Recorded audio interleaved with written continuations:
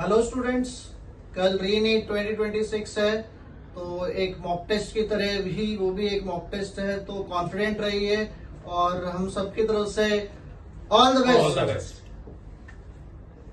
प्यारे बच्चों, कल का दिन आपका है जिसके लिए आपने मेहनत की है 2 साल तक, इतने सारे सेक्रीफाइसेस किए हैं, इतना समय दिया है इस एग्जाम के लिए। सो उसको सेक्रीफाइसेस को सही करने का भी आपका समय आ चुका है। सो ध्यान रहे, पेपर चाहे जैसा भी आता है, इजी है, मॉडरेट है या डिफिकल्ट है, हमारी जो प्रिपरेशन रही है इन 2 सालों में वो अच्छी ही रही है, टॉप क्लास रही है। सो एग्जाम में आपको बिल्कुल भी टेंशन नहीं लेनी है, एग्जाम को एग्जाम की तरह लिखना है। So all the best from my side, stay hydrated, stay focused, thank you.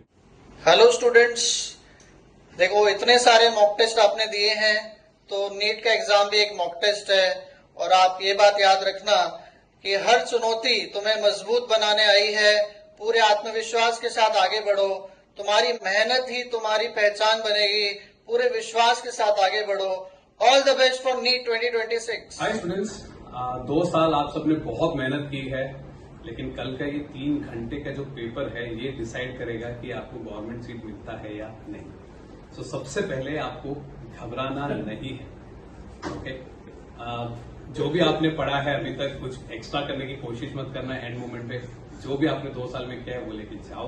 और उसके बाद पेपर में पिछले साल फिजिक्स डिफिकल्ट आया था, इस बार भी फिजिक्स ही डिफिकल्ट आएगा, ये जरूरी नहीं है। तो पेपर को पहले आप एक बार बस नजर घुमा लो।